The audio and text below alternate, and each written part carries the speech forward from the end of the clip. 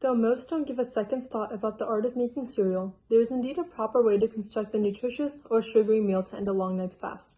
Similar to the age-old question, what came first, the chicken or the egg, I propose an answer to the question, what comes first, the cereal or the milk? After more than 10 years of experience and much research, I've come to the conclusion that in order to successfully construct a bowl of cereal without unnecessary incidents such as the overflow of milk or unequal ratio of liquids to solids, one must first pour cereal, then milk into their eating vessel of choice. In the morning rush, people strive to start their day in a swift and pleasant manner. Any incident can ruin the entire vibe of the day and set people up for a bad mood. Cereal is no exception. When pouring milk before adding cereal, the liquid hits the bowl and splashes back. Since cereal is a subconscious type task, which doesn't require critical thinking, people often neglect how steeply they tip the carton of milk into the bowl, especially when preparing for a busy day. The result is a big splash followed by a puddle of milk surrounding the bowl. I, for one, have been caught in this mess and did not appreciate the cleanup afterwards. Though it took me merely 1 minute to clean it up, wiping the cold milky mess and starting a whole new bowl of cereal both annoyed and distracted me from my morning thoughts and preparations for the day. It might seem like minimal damage, but these types of incidents result in a domino effect of people forgetting tasks vital later in the day. The simple solution to avoid any cereal mishap is to add cereal before milk. The cereal acts like a sealing, preventing the milk splashback. Though the milk makes an initial splash when first poured, even if the carton is tilted steeply, the cereal minimizes the effect of the splash, even if some of the milk were to splash out of the bowl.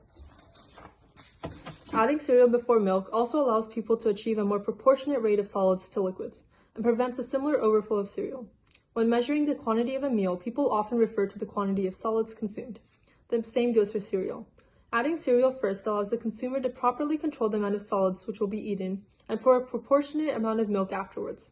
When milk is poured first, consumers can only add cereal until it reaches the top of the bowl due to the volume of milk already in the vessel, often leaving a shortage of either cereal or milk.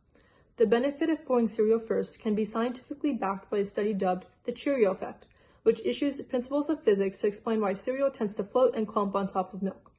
The combined effect of buoyancy and surface tension underscores why it's unwise to add cereal on milk. Buoyancy determines if an object submerged in the liquid will either sink, float, or stay put, while surface tension describes the ability for the surface of a liquid to act like a membrane due to the cohesive nature of its molecules. Since cereal is less dense than milk, it floats and creates a small dip on the surface of the milk.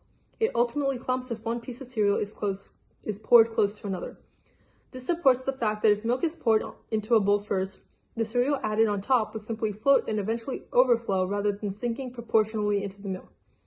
It also alludes that the first layer of cereal on the milk would get soggier quicker than layers on top, making people rapidly spoon their cereal downwards to prevent an overflow.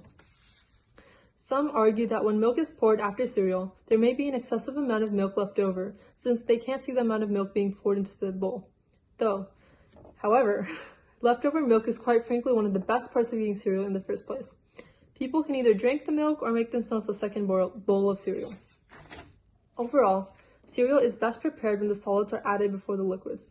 Pouring the cereal first prevents the backsplash of milk and overflow of both liquids and solids, in contrast to milk added before cereal.